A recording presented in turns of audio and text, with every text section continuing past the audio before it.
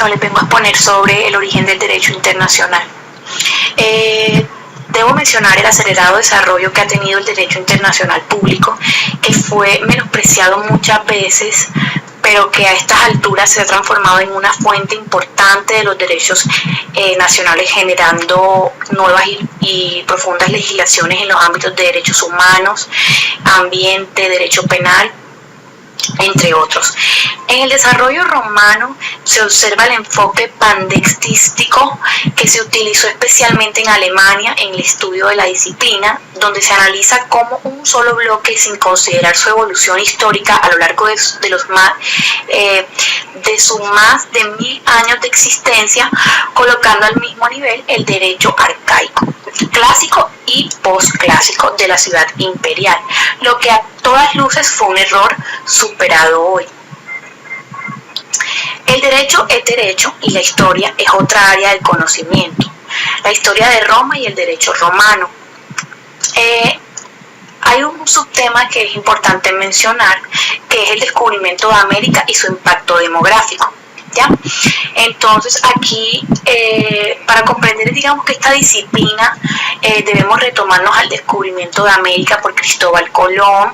en representación de la corona de Castilla el 12 de octubre de 1492, dando inicio a los tiempos modernos. Este hito de la historia universal generó un conjunto de disonancias cognitivas al repartirse el Nuevo Mundo por parte del Papa Alejandro VI con su famosa bula Intercaedra. En 1493, que hizo entrega a España y Portugal de nuevas tierras. Posteriormente, ambos reinos se reparten directamente las Indias a través del Tratado de Tordesillas del 7 de junio de 1494,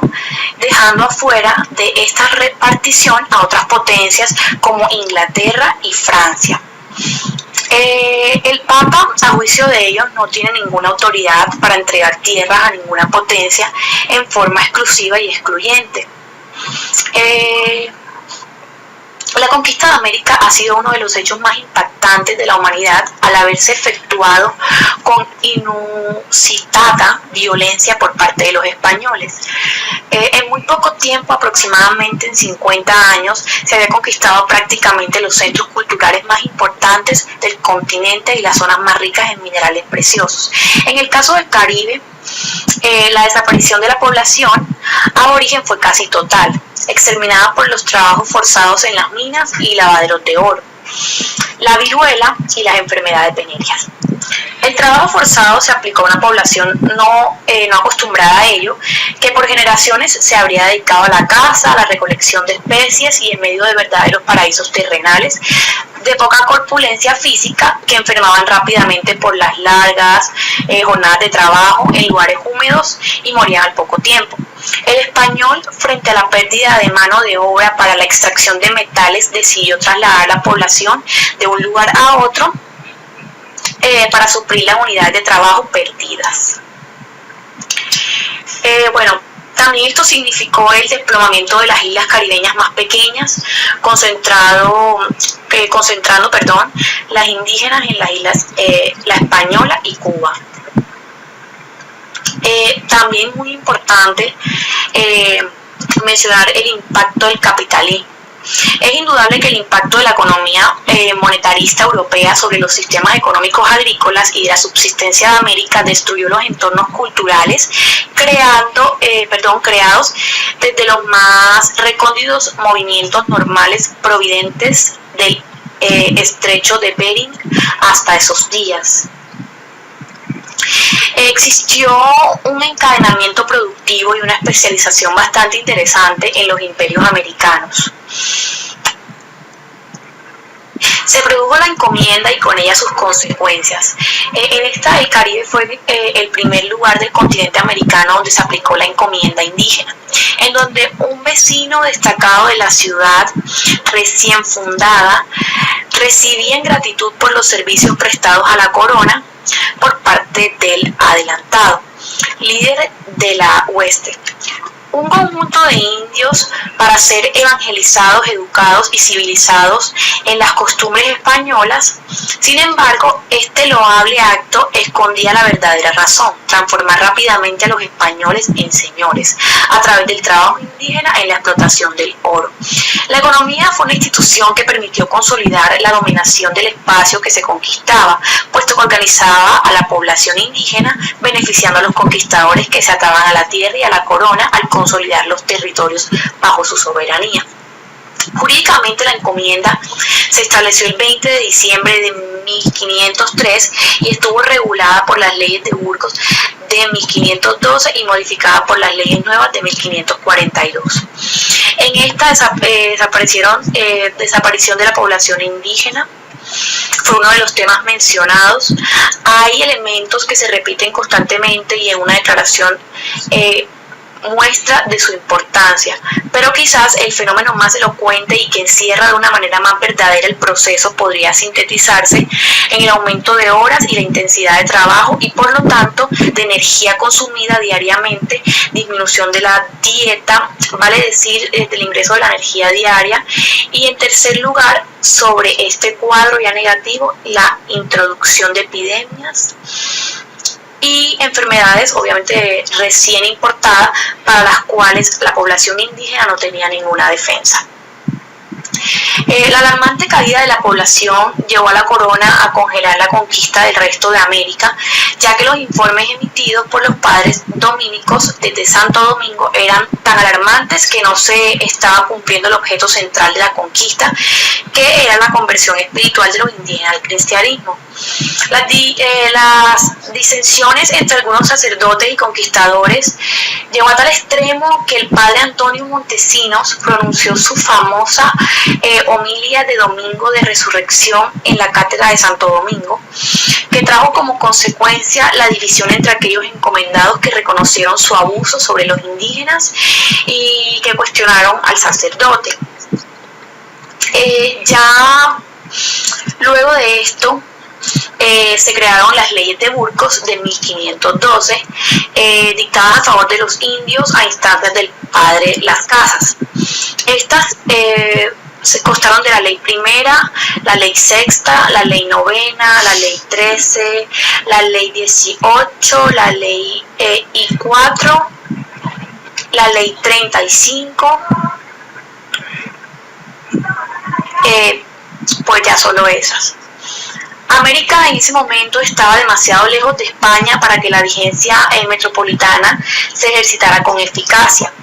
Además, perdió ímpetu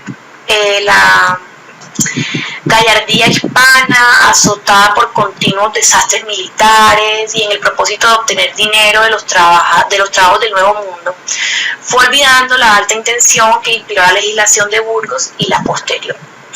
El congelamiento de la conquista de América duró poco, ya que Hernán Cortés, violentando las disposiciones de la monarquía castellana, decidió actuar con la política de los hechos consumados y transformó una empresa de rescate de oro en una empresa de conquista de México, lo que significó la destrucción de la civilización azteca.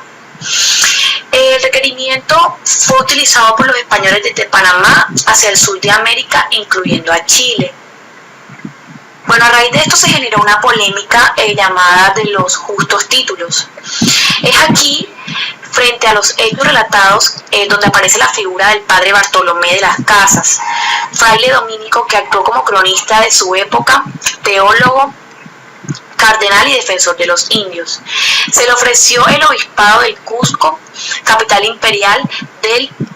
Tihuantinsuyo, cargo que se desistió ya que se le impedía aplicar sus teorías, aceptando ser obispo de Chiapas en 1543. El propósito de las casas básicamente era abolir la encomienda, puesto que consideraba que se degradaba a los indios forzándolos a abandonar su medio natural e instalarse en las encomiendas, al tiempo que la introducción del dinero rompía las estructuras sociales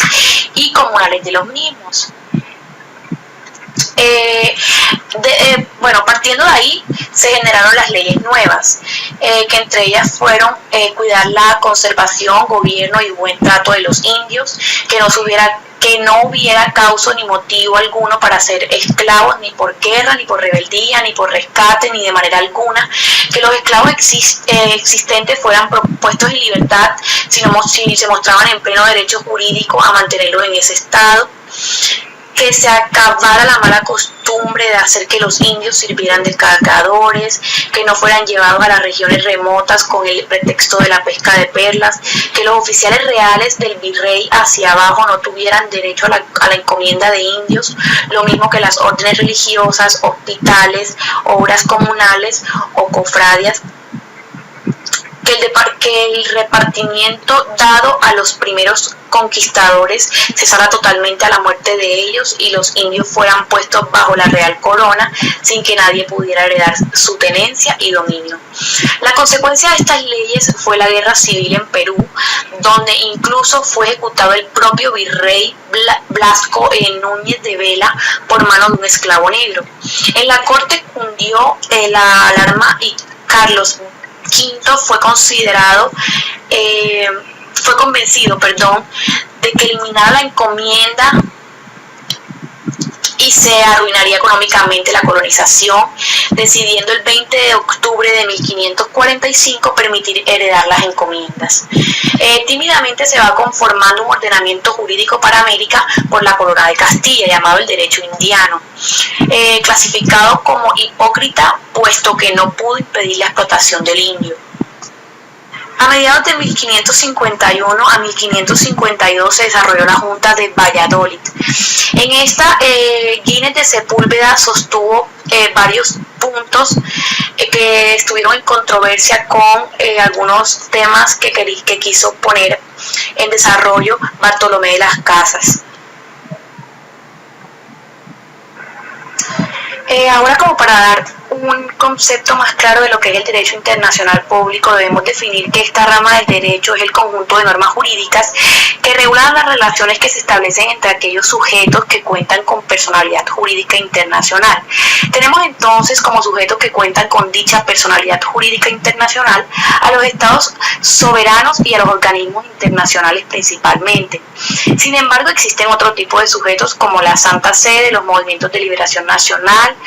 los insurrectos, la Cruz Roja Internacional y los propios individuos, las personas físicas, entre otros, a los que el derecho internacional público, por excepción y bajo ciertas circunstancias, les reconoce derechos frente a los estados soberanos y que por consiguiente gozan de personalidad jurídica internacional, como más adelante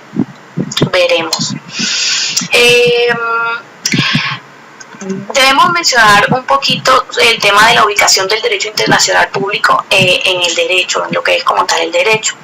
Se dice que en la Edad Media, por ejemplo, las normas de derecho internacional público eran denominadas ius gentium, derecho de gentes, haciendo referencia al derecho que los romanos aplicaban a los pueblos bárbaros, y a partir de finales del siglo XVIII se empezó a extender la expresión derecho internacional